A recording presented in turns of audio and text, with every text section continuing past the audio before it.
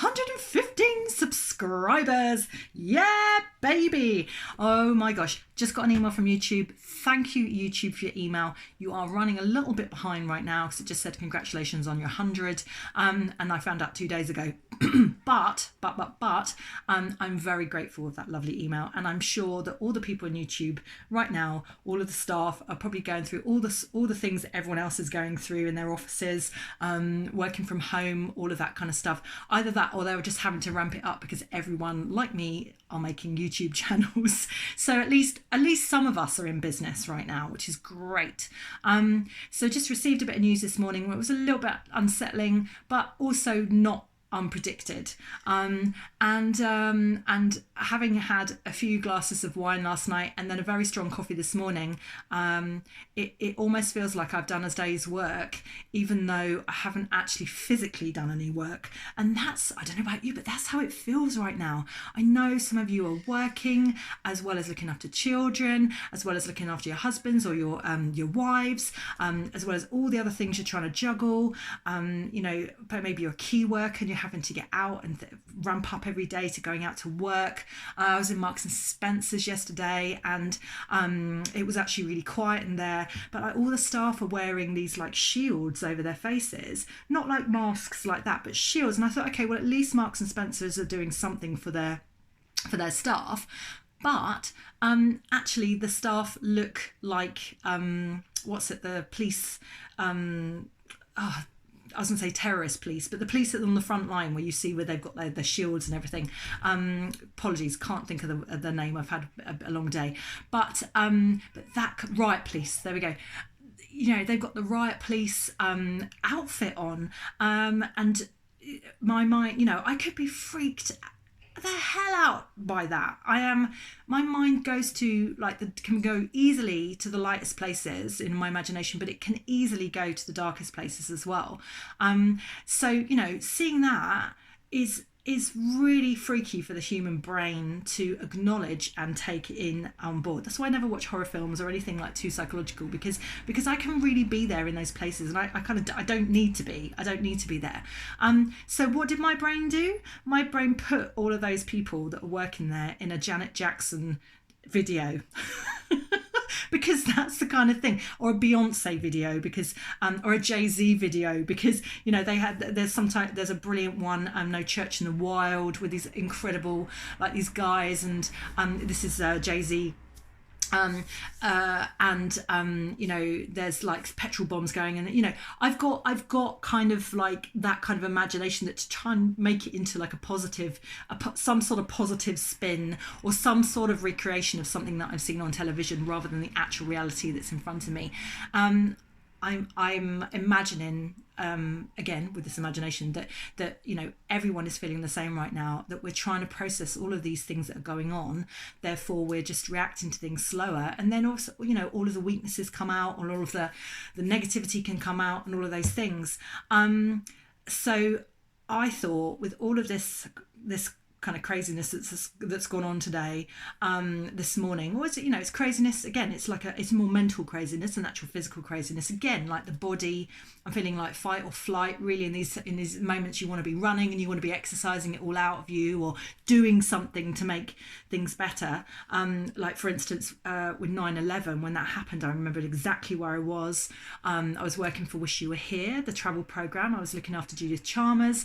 I was talking to people in New York, because we were going to do a filming shoot out in New York at the time, and their airspace had been closed, of course, because of the thing that was going on. I was talking to people like live as it was happening, and also at the same time I was dealing with something that Judith Chalmers, she wanted to fly over the wetlands. Like when I say it now, it just sounds hysterical. That we want to be flying over the wetlands, the beautiful wetlands, and floating in on a helicopter at the time when the biggest, at that point, crisis was going on in the world. So I was right in it, but what I felt after that, I couldn't do anything. I wanted to be in the center of it all, in New York, handing out stuff, doing stuff. I don't know. I just wanted to be part of it. I wanted to be doing something.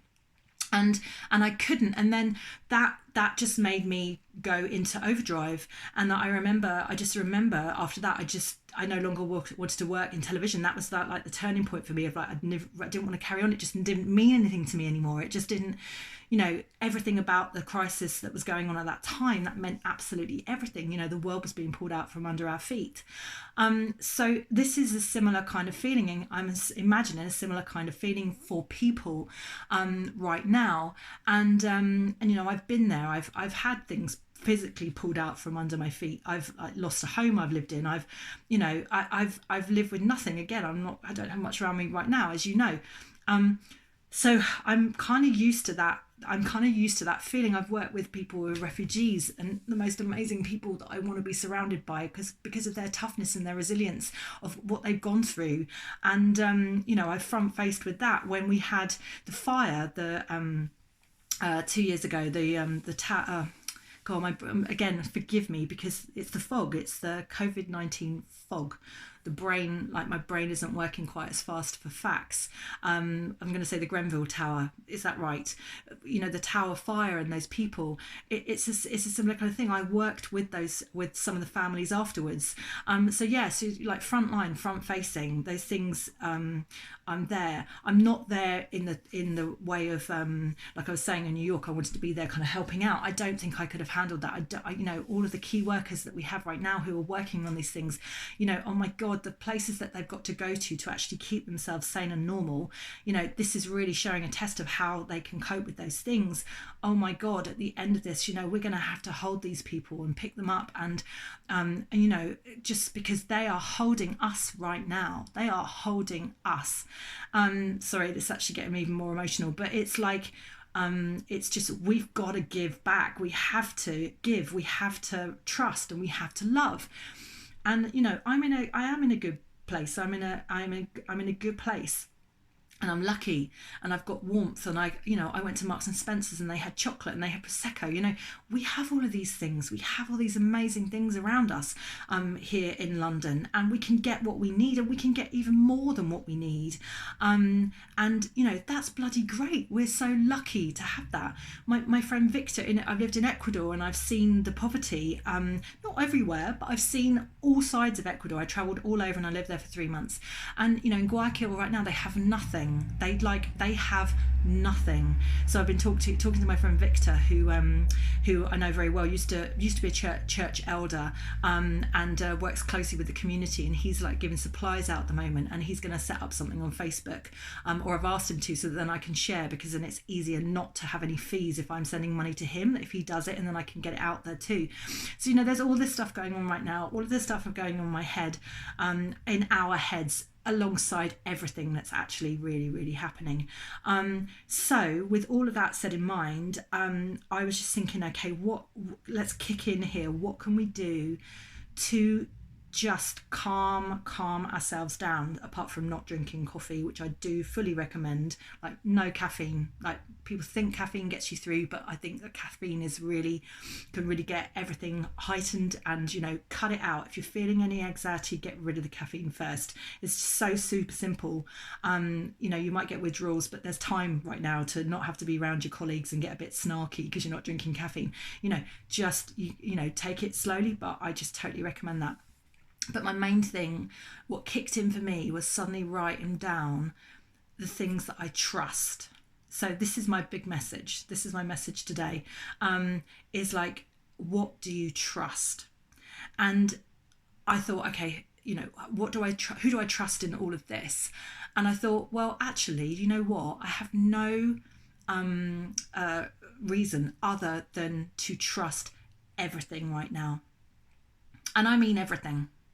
And I can be the first to come up with some sort of conspiracy theory in terms of like what might be going on underlying. I might, I'm the first to jump to a conclusion, or know it's going to happen, because that's kind of how my mind works. But if we just take away all of that just for a second and just trust that Boris is doing his best job, trust that the bigger leaders of this world, this country, the NHS, the government, the members of parliament, they are doing the best job.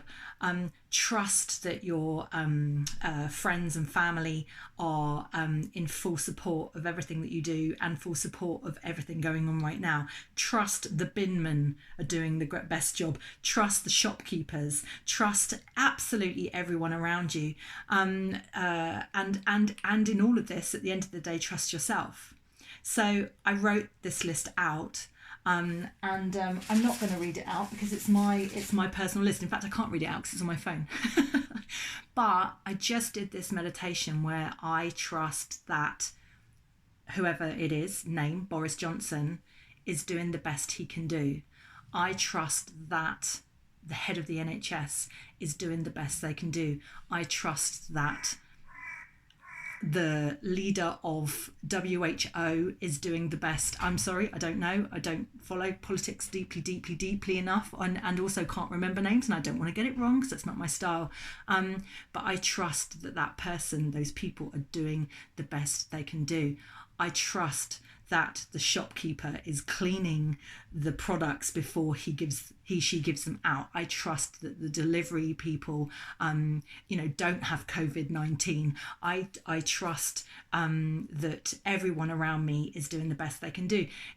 I wrote this list. I've got about 10 people on there. I've got about 10 things on there that that's all I can do right now. And then at the end of that, just reading that out, just really calmly, I just closed my eyes, wrote it down of the things that you're unsure about. Wouldn't it be amazing to really, really feel like we trust our government? Like Jacinda Ardern in New Zealand, you can see it. You trust her. You just trust her. It's just lovely. The leader of the Finland, Sanna Marin, trust her. Just trust her. I just do. Wouldn't it be brilliant if we just take away all of that extra hoping, all of that extra wishing, and just trust? And then once you've read out your list, then send everyone love. And it's as simple as that. And you know what? I just did it. I just sat there. I said it out loud. At the end, I sent love to every person and then to the rest of the world. And Mother Nature. Yeah, I'm fresh faced today, full on with nature. I really don't care. All I care is that I trust.